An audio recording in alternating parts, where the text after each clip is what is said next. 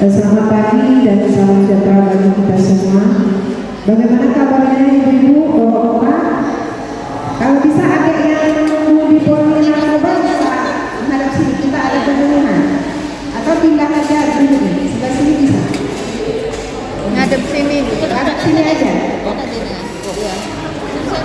Sambil menunggu nama dipanggil, jadi bisa mendengar edukasi dari pemerintah. Bisa ngadep sini, Mbak. Bisa pindah ke sini juga bisa. Sini. Oke lah. Sambil menunggu pelayanan di Poli Rawajaran, kami dari instalasi Kesomas akan memberikan sedikit edukasi atau penyuluhan tentang cegah kanker dengan gaya hidup. Kenapa tema ini yang kami angkat? Karena pada tanggal 4 Februari kemarin adalah Hari Kanker Sedunia.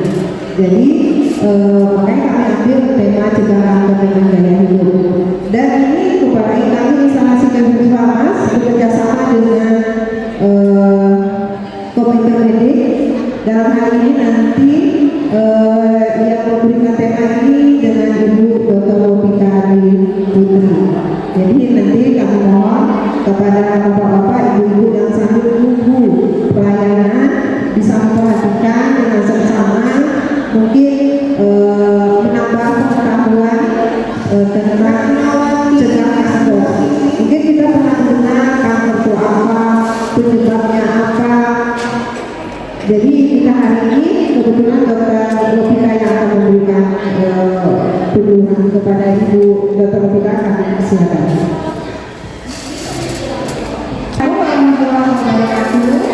Selamat pagi semuanya.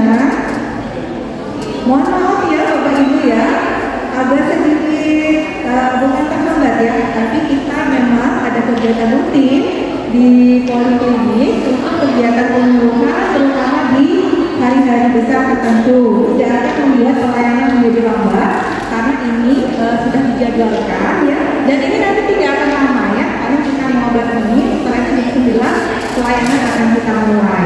Mohon Bapak Ibu nanti bisa mendengarkan ya, siapa tahu nanti dari apa yang kami jelaskan ya bisa menambah wawasan kita semua dan menjadi semacam inspirasi atau menjadi kesadaran kita untuk berperilaku lebih sehat lagi ya, supaya kita terhindar dari penyakit. Iya. Kenapa? Karena yang namanya gaya hidup sehat itu sebenarnya tidak hanya mencegah penyakit kanker, tapi semua penyakit bisa kita cegah dengan gaya hidup sehat. Nah, Bapak Ibu juga mungkin kalau di ruangan dokter pada saat konsultasi juga pasti diingatkan selalu ya untuk selalu hidup sehat. Supaya apa? Supaya penyembuhan penyakitnya bisa lebih baik.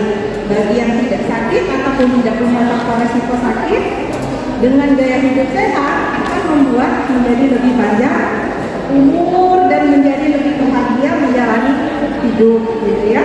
Jadi tema hari ini adalah cegah kanker dengan gaya hidup sehat, seperti yang dijelaskan oleh Ibu Ana tadi ya, bahwa tanggal 4 Februari itu diperingati sebagai Hari Kanker Sedunia.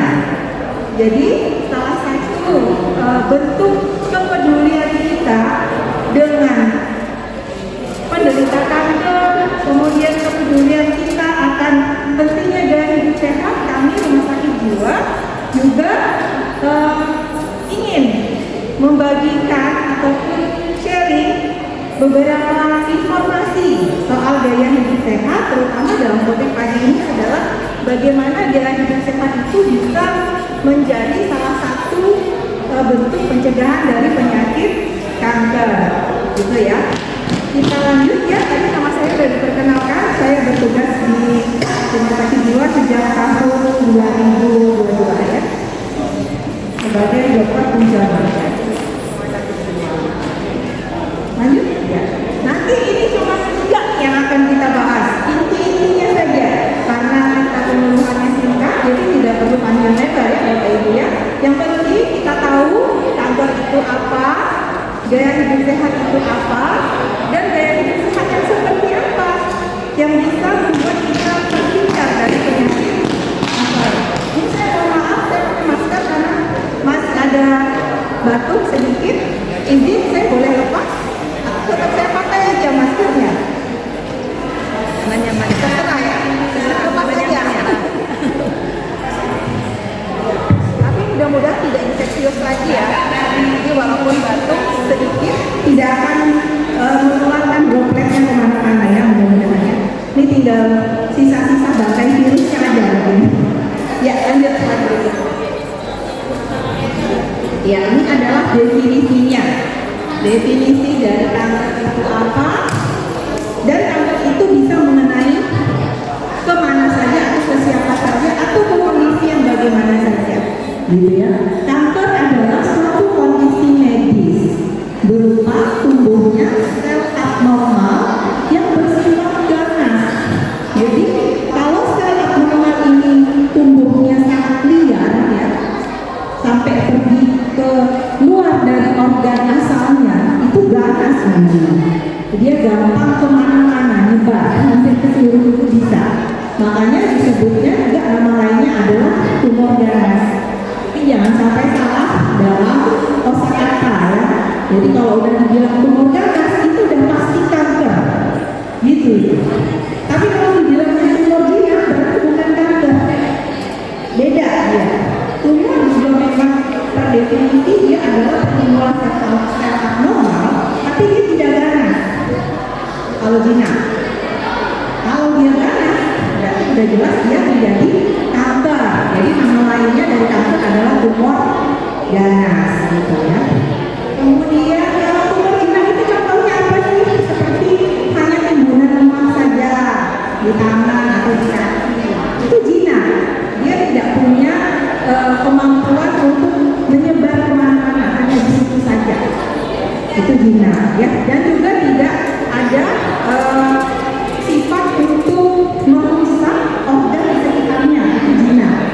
Tapi kalau dia punya kemampuan untuk menyebar hampir ke seluruh organ di dalam tubuh, kemudian dia bisa merusak organ di sekitarnya, itu sudah menjadi ganas, sudah sangat liar pertumbuhan selnya, gitu ya. Nah, siapa saja yang bisa kena kanker ini? Hampir setiap orang, hampir di setiap usia, ya, dan hampir semua bagian tubuh itu bisa dikenai si kanker. Tapi kalau dari segi umur, misalnya yang paling banyak ditemukan adalah usia 40 tahun ke atas. Bukan berarti anak-anak tidak bisa kena kanker. Ada juga anak-anak yang bisa kena kanker. Tentunya dengan faktor resiko. Ya, faktor resiko yang disebutkan dalam literatur. Tapi memang paling banyak kasusnya adalah usia di atas 40 tahun. Lanjut. Nah, ini hanya contoh saja ya Bapak Ibu ya. Mungkin kita sudah sering dengar kanker payudara, kanker paru-paru, kanker usus, kanker darah, kanker otak ya. Sebenarnya lebih banyak dari ini namanya. Kanker itu tadi kan dijelaskan hampir di semua bagian tubuh dia bisa. Ini hanya sebagian besar yang paling banyak ditemukan penyakitnya. Apa saja kemungkinan yang bisa mempermudah seseorang untuk kena kanker? Ya, yang paling atas itu faktor genetik.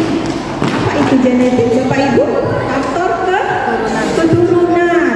Jadi kalau ada, ya, di generasi sebelumnya nenek atau kakek atau generasi orang tua kita, paman, bibi, ada yang pernah menderita, kemungkinan besar berarti secara genetik itu kita punya sifat itu di dalam badan kita, di dalam DNA kita, di dalam kromosom kita ada sifat memang yang memudahkan untuk terkena ini.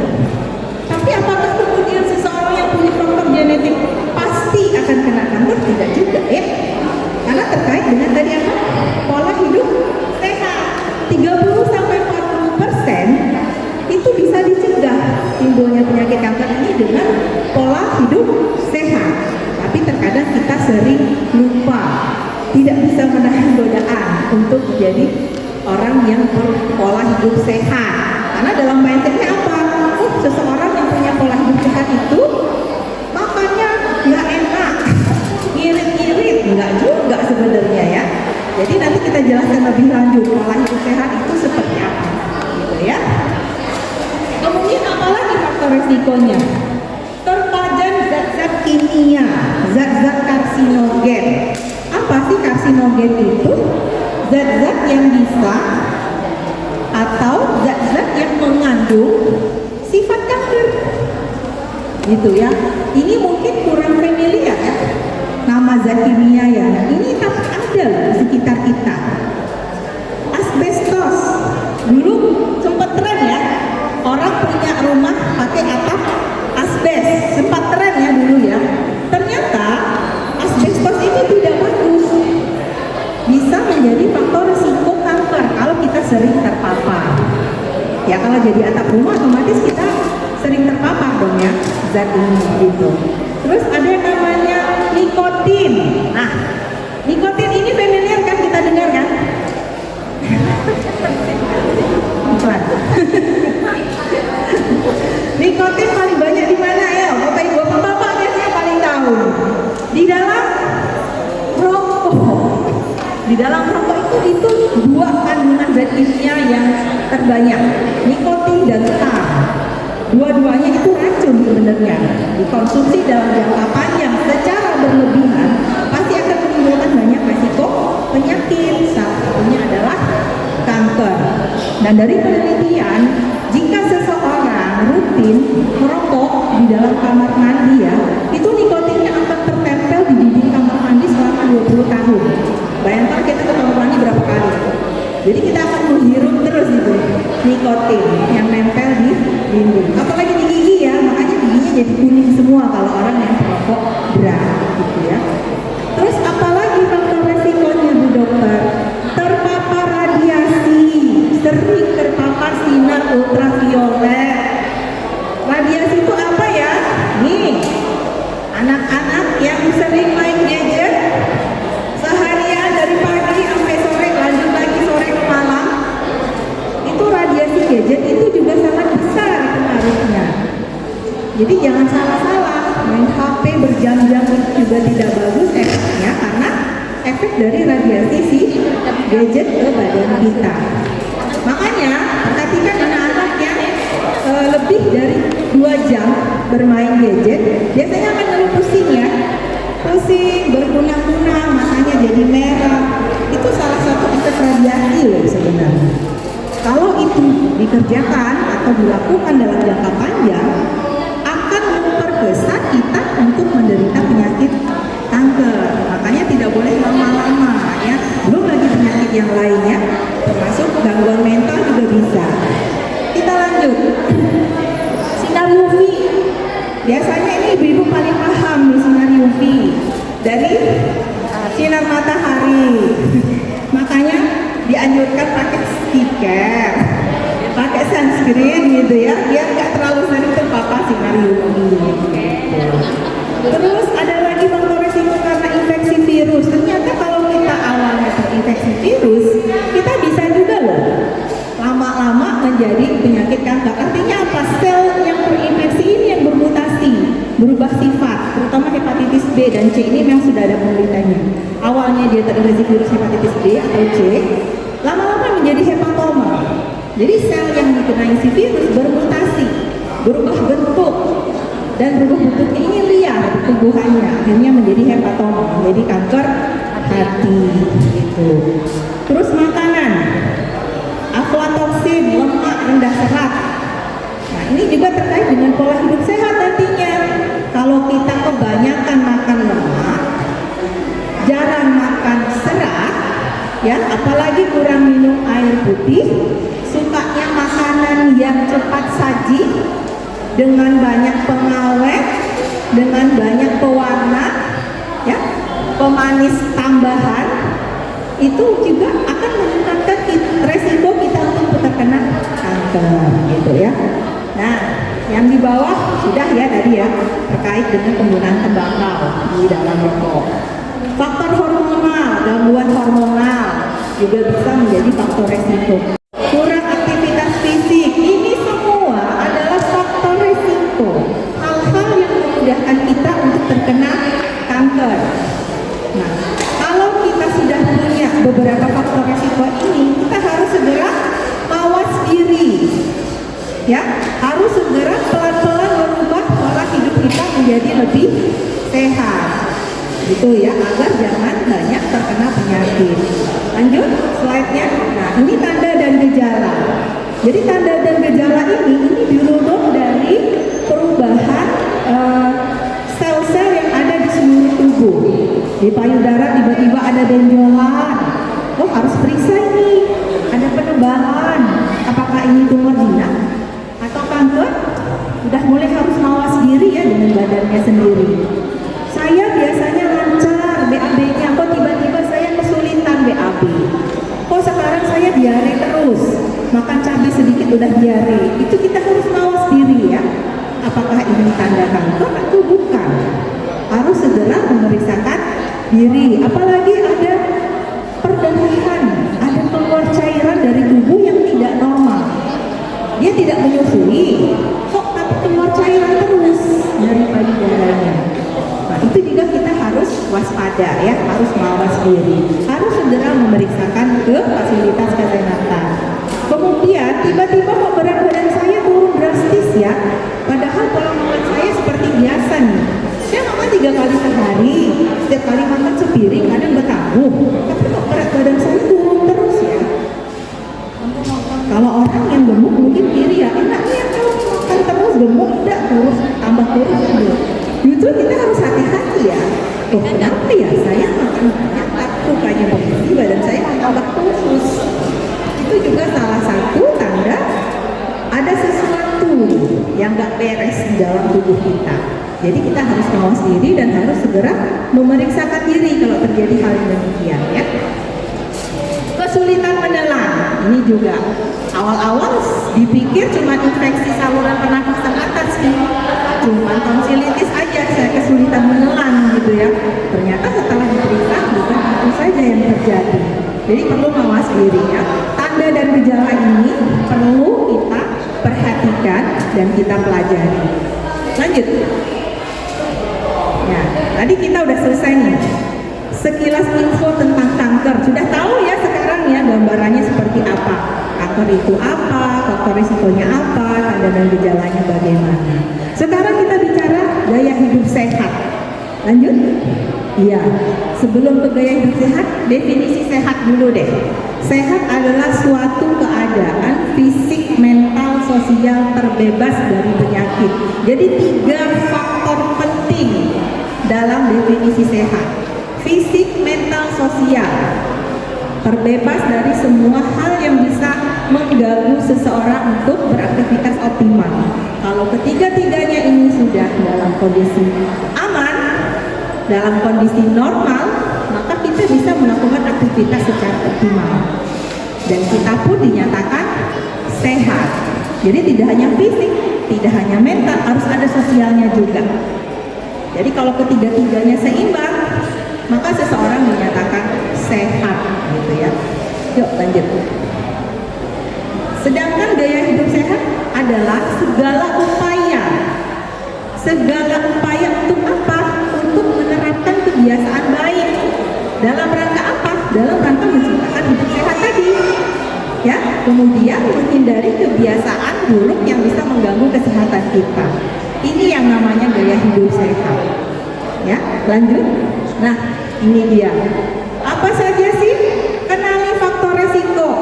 Tadi saya bilang ya, kalau kita punya faktor resiko, kita harus mawas diri. Ya. Kemudian apa lagi? Hindari konsumsi alkohol dan tidak merokok. Kita sepakat dulu nih, rokok itu banyak racun ya. Ya, banyak zat yang tidak bagus untuk badan kita. Kita sepakat dengan itu. Ada yang tidak sepakat boleh tunjuk tangan. Mungkin ada yang bilang, oh rokok itu bagus tuh, gitu ya. Bikin badan saya jadi tua, saya jadi melek, misalnya gitu ya.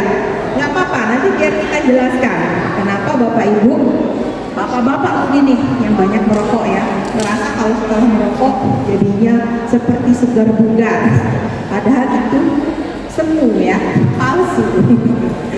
Setelah efek rokoknya hilang, lebih down lagi itu kondisi badannya, malah timbul banyak penyakit. Terus apalagi melakukan aktivitas fisik. Aktivitas fisik apa sih contohnya yang paling ringan Bapak Ibu?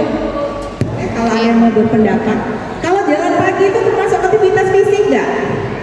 Jalan pagi simpel kan, nggak butuh modal ya, cuman butuh niat yang kuat gitu ya. Kalau ibu-ibu biasanya banyak alasan. Pagi-pagi repot gitu ya, nggak bisa mau jalan pagi 30 menit juga. Padahal ini sangat penting. Sebenarnya tidak harus pagi hari ya. Yang penting per harinya itu ada jalan tidak berhenti selama 30 menit. Jadi tidak berhenti itu tidak ada intermezzo, ngobrol dulu gitu, ketemu kawan gitu ya. Enggak, ini jalannya terus 30 menit tidak berhenti. Itu yang dinamakan aktivitas fisik teratur ya. Terus menjaga berat badan ideal. Nah, ini juga sulit kadang ya. Ibu-ibu biasanya kalau anak-anaknya nggak habis makan, ya, padahal ibunya udah sarapan tadi. Karena saya takut mubazir gitu kan, dimakan juga sisa anak yang nggak habis. Jadinya berlebih, kalorinya ditimbun semua, jadi lemah, jadi nggak ideal berat badannya. Jangan ya, jangan seperti itu ya. Jadi nggak ideal badan kita nanti. Terus konsumsi lebih banyak buah dan sayur. Saya rasa kita semua sepakat ya, konsumsi buah dan sayur itu memang bagus untuk kesehatan tubuh kita. Cek kesehatan secara teratur. Nah ini mungkin belum familiar kalau di masyarakat kita. Ngapain saya cek? Padahal ini dianjurkan oleh pemerintah kita. Cek kesehatan secara teratur, secara berkala, minimal 1 tahun sekali, 6 bulan sekali. Yang punya penyakit kronis 3 bulan sekali. Seperti itu. Jadi kita hanya datang untuk mengecek saja, iya, untuk melakukan deteksi dini, supaya kita bisa lebih awal mengenali apa yang terjadi dengan tubuh kita dan cepat mencari solusinya. Jadi nggak dibiarkan berlarut-larut, tahu-tahu udah parah, tahu-tahu kalau kanker udah stadium 3, 4 ya. Ya udah, kalau udah begitu susah ngobatinnya, gitu ya. Lanjut. Yang terakhir, apa saja gaya hidup sehat untuk mencegah kanker? Udah mau terakhir-terakhir, Bu Ana. Masih ada waktunya ya. Lanjut. 6 strategi gaya hidup menghindari kanker. Ya, ini dia. Sama aja sebenarnya dengan yang tadi ya. Menjaga berat badan ideal, melakukan aktivitas fisik 30 menit setiap hari, pemeriksaan berkala. Ada tambahannya. Konsumsi garamnya dikurangin, konsumsi makanan minuman manisnya dikurangin, hindari makanan yang biasa perlu dibakar. Ya, nggak boleh lagi makan sate berarti. Ikan bakar, wah enak gak lo itu kan? Cak mana tuh? Ada caranya ya, ada caranya. Makanan yang biasa dibakar, kalau diberikan rempah-rempah alami sebelumnya, itu akan lebih baik daripada yang langsung dikasih pemanis, langsung dikasih kecap gitu, terus dibakar gitu. Akan lebih baik kalau sebelumnya itu protein yang akan kita asap atau kita bakar, kita kasih rempah-rempah alami, dimarinasi dulu biar si proteinnya jadi lebih sehat kita konsumsi. Dan tidak boleh setiap hari juga kita pakai menu asapan. Bisa tiap hari mau ikan bakar terus gitu kan. Harus seimbang, lebih banyak konsumsi yang diolah dengan cara direbus, dikukus, itu lebih baik ya daripada diasap ataupun digoreng. Apalagi minyaknya udah berkali-kali gitu. Ini yang ngantuk-ngantuk belum sarapan atau tadi malam begadang atau bosan ya dengarnya ya, udah tahu yang udah di luar kepala gitu.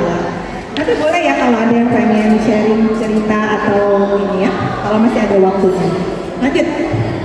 Nah ini juga tadi udah dijelaskan ya, 30-40% penyakit kanker itu bisa dicegah sebenarnya dengan cara melakukan gaya hidup sehat, mengatur aktivitas fisik harian dan mengatur diet kita sehari-hari. Diet itu maksudnya pola makan kita sehari-hari ya, pilihan menu, kemudian frekuensi makan, itu harus diatur secara sebaik mungkin. 3 kali sehari kita makan berat, 2 kali sehari kita makan cemilan, dan itu dipilih menunya yang benar-benar dibutuhkan oleh tubuh kita, tidak sekedar memenuhi selera lidah kita.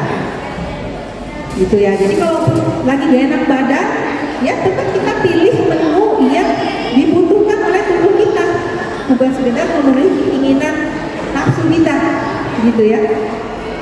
Ya, boleh nggak pakai suplementasi? Boleh-boleh aja kalau memang diperlukan. Multivitamin, vitamin A, C, D, gitu ya. Boleh-boleh saja. Tapi sebenarnya lebih baik dari asupan nutrisi alami. Lebih baik seperti itu. Tapi kalau memang kita sulit untuk memenuhi asupan nutrisi harian kita, boleh ditambah dengan suplementasi ya, yang bersifat antioksidan seperti yang dijelaskan di slide ini. Banyak mengkonsumsi suplemen yang mengandung multivitamin. Ada yang sekarang suplemen dari sayuran itu ya, anak-anak itu juga boleh saja sifatnya, tapi tidak wajib. Yang paling penting adalah asupan nutrisi harian kita yang harus kita penuhi. Kalau setiap hari kita memang dibutuhkan minum konsumsi vitamin C 50 mg itu 1 buah jeruk ya.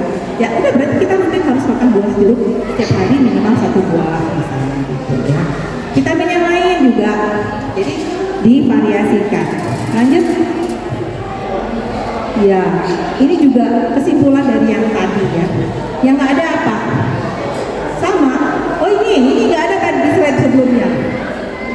Disuruh beralih ke nasi merah. Oh susahnya Bu, kami tidak terbiasa makan nasi merah.